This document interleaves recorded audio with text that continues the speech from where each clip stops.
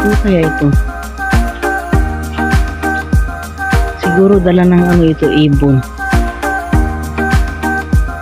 Kakaibang papaya ito eh, oh.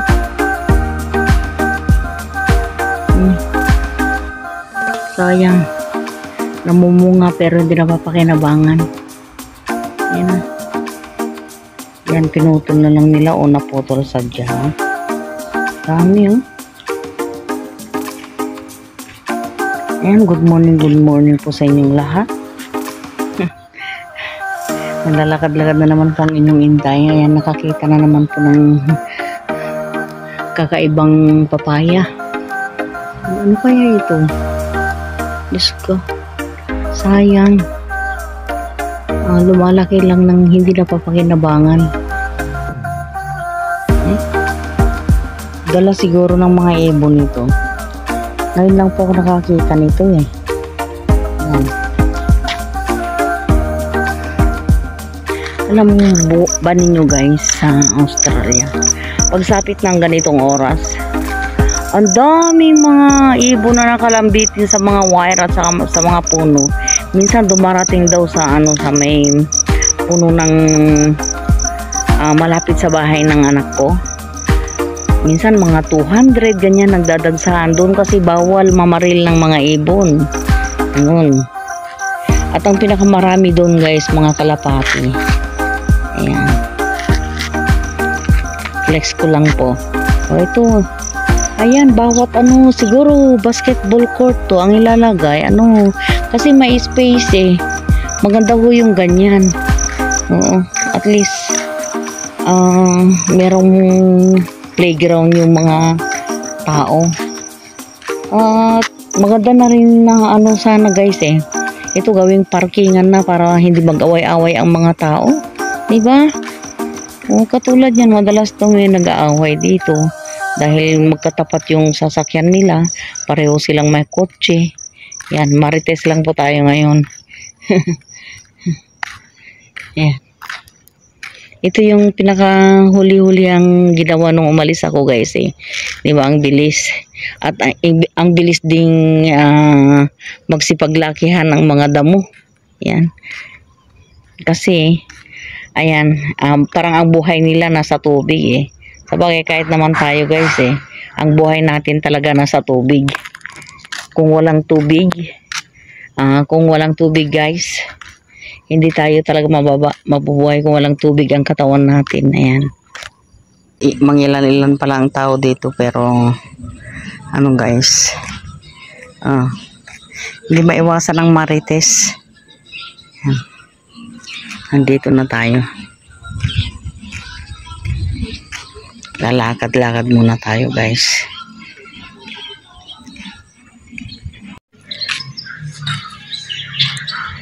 Ayan guys, alas 7 gis na po ng umaga. Yan, mga ilan-ilan pa lang po yung mga gising. Ayan. Si kuya galing na sa palengke, magluluto na siguro.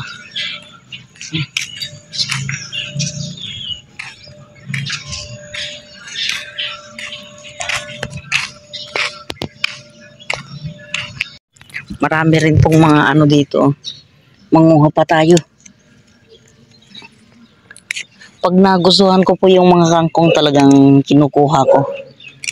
Yan, yung mga nakatayo lang. Katulad nito. Pangsigang. Yan. Yan, tama na.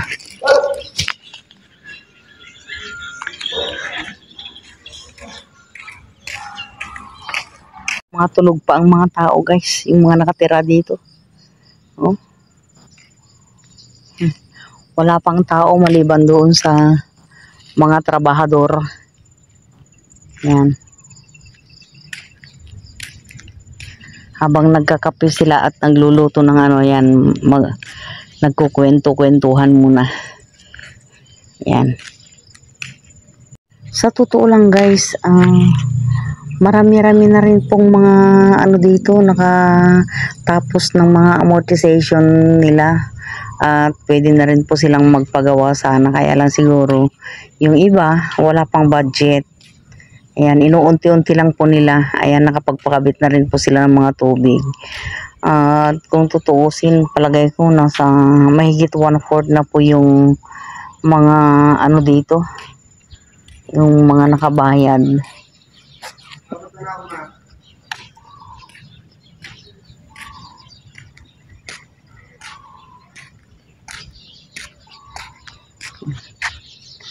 Ayan, papasok na yung mama. Ayan o.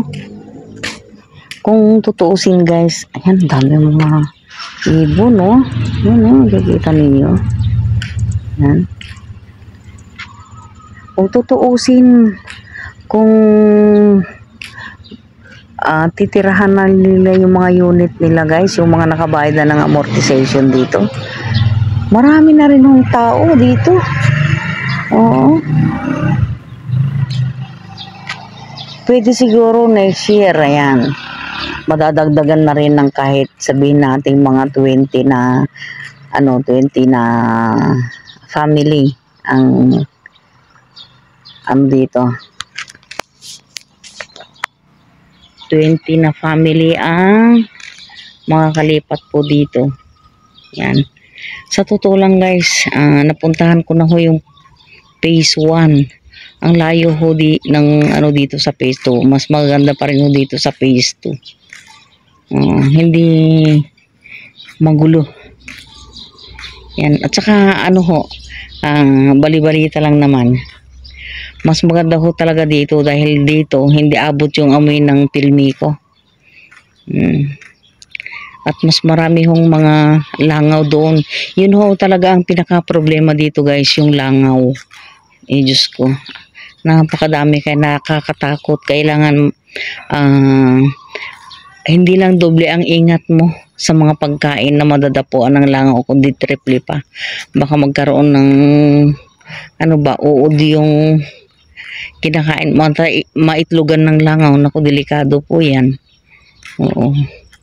Minsan pag hindi naman langaw, uod po talaga guys. Totoo po yung sinasabi ko. Ang dami-daming uod.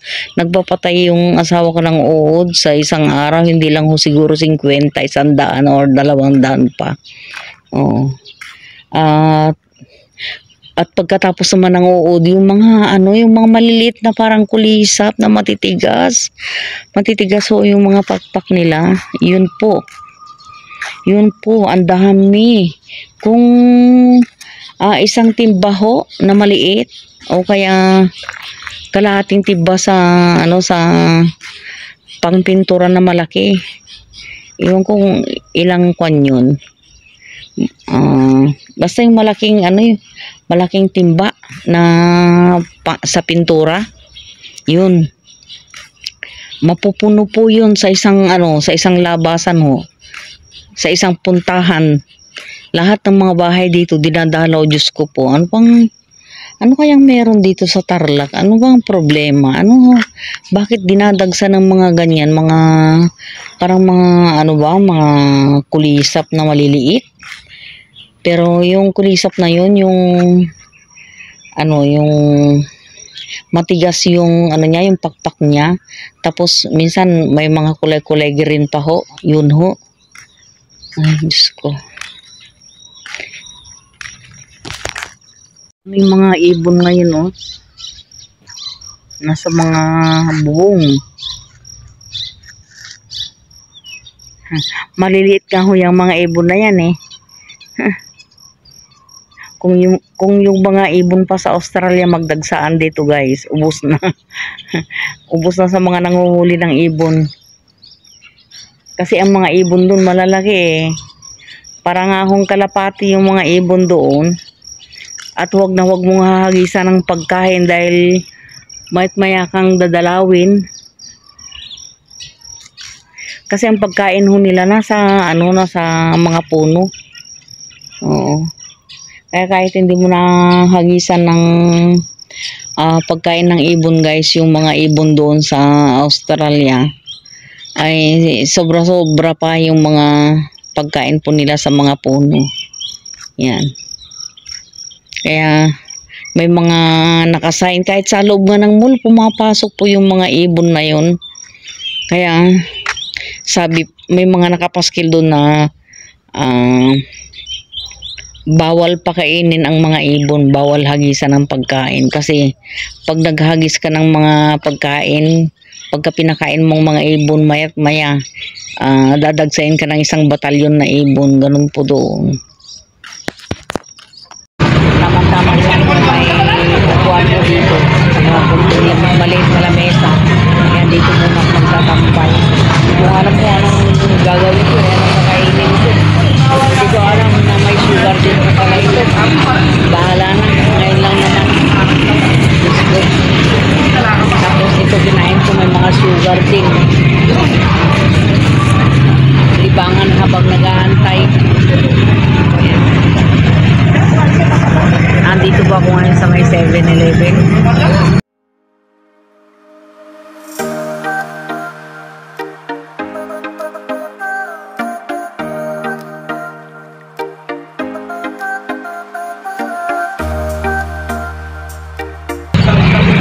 Andito po ako ngayon sa may Angeles City. Ayan, magpapagamot po ako kasi sobrang katin ako. Parang hindi ko na po kaya. Nalalambot po ako sa tuwing sinusumpong ang pangangatin ng aking katawan. Ayan, napaaga po ako ng gusto kasi sumabay po ako sa anak ko. Papunta po dito sa may Angeles City. Nanggaling pa po kami ng Tarlac. Kaya ito mga 2.5 oras pa po ang aking pag-aantay dito.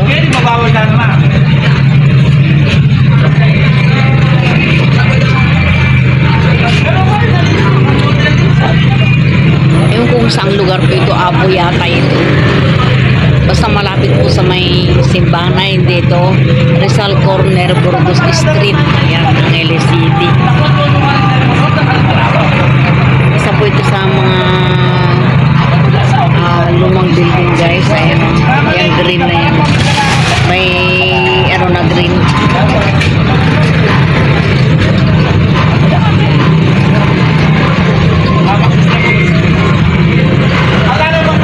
Nandito po ako sa may 7-Eleven.